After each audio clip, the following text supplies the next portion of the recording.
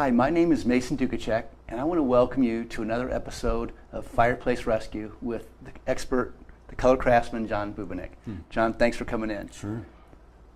This is a topic I've actually done before, but I guess it's frequent enough occurrence that I felt it warranted it, and I think that more examples that you can give of your work, it will give people confidence that no matter how bad they think their fireplace is, that there's hope. Sure. In this particular case, this is one of the infamous green marble fireplaces, and we've done another episode on a different challenge like this you've had in the past, but tell me about this particular one. Sure.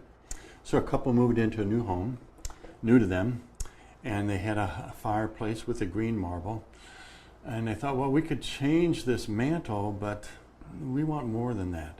So they sent me a picture in the email and took a look, and we had quite a conversation back and forth about which way to go.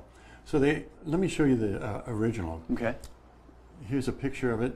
You can see nothing particularly wrong with it, traditional, but it just wasn't the colors that they wanted. And then they sent me a inspiration photo of something they had seen that they liked. Let's show that to folks. Okay. So they wanted a bulkier mantle, and they wanted some kind of tile or marble on the rest of it to lighten it up. If we go to a third photo, we can see what we had our carpenter do.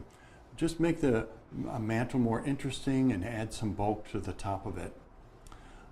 So we knew what we were going to do there. We were going to paint that all white. And the next phase was to do something with that green marble. Rather than taking that all out and replacing it, we talked about what could we do on top. So what we actually ended up doing here is we etched engraved lines into that green marble so that we could create the look of individual marble tiles. And then we painted each one distinctly. Put a little bit of different gray, different veins in there to make each one have its own personality. And then on the hearth, we painted that to look like one large piece of marble. So it takes time to arrive at what somebody really wants. A lot of discussion back and forth, trying to find out what they like, what they don't like, and the kind of color variations, and does the tile need to be in a herringbone pattern, for example? And they said in this case, no, not necessarily. So we were able to come up with something to fit their budget and fit their tastes. It's always fun when it works out. And one of the questions, in case folks viewing today haven't seen their episode we did similar to this in the past, one of the questions I had was the durability. And obviously if you've got actual marble and you're going to keep that actual marble and you're going to put a new coating and colors on top of it, durability, with what durability issues or concerns might exist? I mean, heat or wear. How long would you expect that to hold out? Well, the rest of the life of that fireplace, frankly. There are two things to be concerned about. One is the heat, and the other is abrasion.